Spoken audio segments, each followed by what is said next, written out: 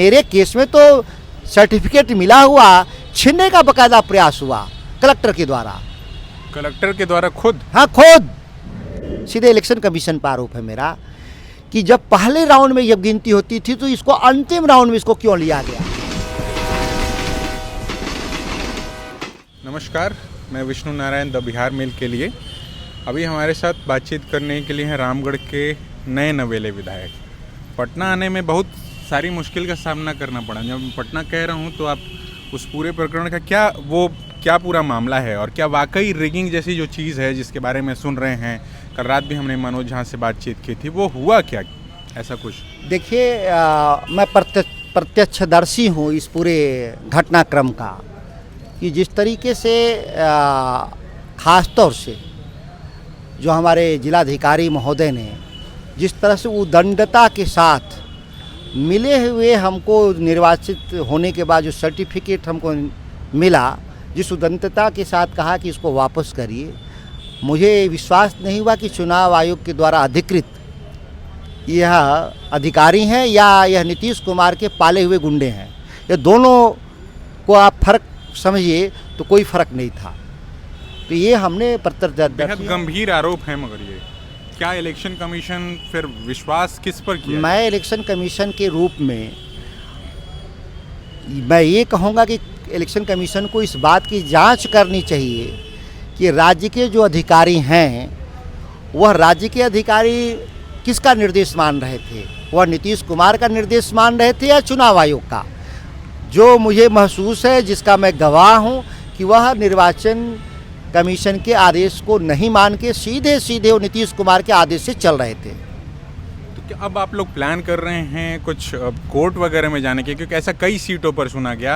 हालांकि अब ये शोर थोड़ा सा थमता नजर आ रहा है। ऐसा लग रहा है कि एनडीए को बहुमत मिल गया है, आप लोग भी शांत हो गए हैं। क्या है स्टेटस? देखिए, मैं पूरे मामले में गवाह हूँ कि कम से कम जानबूझ के जो शिक्षकों के जो वोट थे, पहले वोटरों की गिनती में सबसे पहले पोस्टल बैलेट और शिक्षकों के या सरकारी कर्मियों के वोट को गिने जाते थे।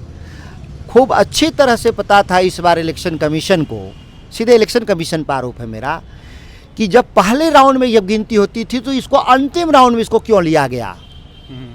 जाहिर सी बात है कि ईवीएम को एक बार डिस्प्ले करने के बाद मैनेज नहीं किया जा सकता है, लेकिन बैलेट को इजीली मैनेज किया जा सकता है। रिगिंग जिसको बोलते हैं, डबल स्टैंपिंग बोलते हैं, वो किया जा सकता है। जब देखा इन लोगों ने कि यूपीए के कैंडिडेट जो 1000 के तकरीबन जो जीत रहे हैं चुनाव, उनको हराने का सबसे सस्ता और आसान तरीका अपनाया कि जो शिक्षकों सरकारी कर्मियों के वोट थे उनको अब बाकायदा इन्होंने डबल स्टैंपिंग करके खारिज किया। ये मेरा सीधा आरोप है। अच्छा, एकदम सीधे आरोप है। और यह सीधे नीतीश कुमार के आदेश पे हो रहा था। 3 घंटा से जीते हुए मेरे पदाधिकारी 3 घंटा से जीते हुए हमारे कैंडिडेट बैठे हुए थे और उनको सर्टिफिकेट कह के कि देंगे थोड़ी देर में, नहीं दिया गया।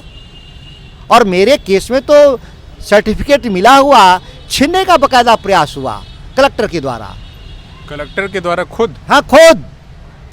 मैं कहा ना कि नीचे के पदाधिकारी उतने उदंड नहीं थे, अब कह सकते हैं। और उन्होंने किसी को आदेश किया था, पदाधिकारियों को, जूनियर पदाधिकारियों को, कि आप ऐसा करिए, जिन्होंने एकदम इनकार कर दिया था। इसीलिए उनको खुद भभुआ जिला मुख्यालय से वापस आना पड़ा। मोहनिया से 20 किलोमीटर दूर उनका रेसिडेंस है, ये चले गए थे, पुनः आते हैं। ये सवाल है मेरा कि किस कारण से लौटते हैं 20 मिनट में। वो जब चले गए थे, मान करके निर्वाचन की प्रक्रिया समाप्त हो गई, संतुष्ट होकर के, किसके आदेश पर पुनः 20 मिनट में वापस आते हैं? किसके आदेश से? आगे क्या रणनीति होगी आप लोगों की? इस पर तो बातचीत, देखिए, हम इस पर तय कर रहा है पूरे पार्टी के स्तर पे गंभीर चिंतन मनन है इस पर, और जो कानून का विषय है उस पर भी अध्ययन कर रहे हैं कि क्या हम लोग इस पर एक्शन ले सकते हैं। लेकिन जनमानस के सामने, जनता के सामने इस बात को हम लोग प्रमुखता से उठाएंगे। इसमें कोई शक नहीं है कि हम लोगों के साथ, पार्टी के साथ अन्याय हुआ है। एक तरह से मैंडेट का अपहरण हुआ है बिहार में, जो कभी हम लोग इतिहास में देखे नहीं थे इस तरह का। बहुत शुक्रिया। तो यही सारी बातचीत थी, उसी का क्लैरिफिकेशन। चूँकि अब रामगढ़ से चल कर के अब पटना आ गए हैं और पटना अब विधानसभा में बैठेंगे तो सवाल, एक रिगिंग का सवाल बहुत सारे लोगों के जहन में था, तो वो बातचीत करने की हमने कोशिश की। द बिहार मेल के लिए सत्यम के साथ मैं विष्णु नारायण, बहुत धन्यवाद।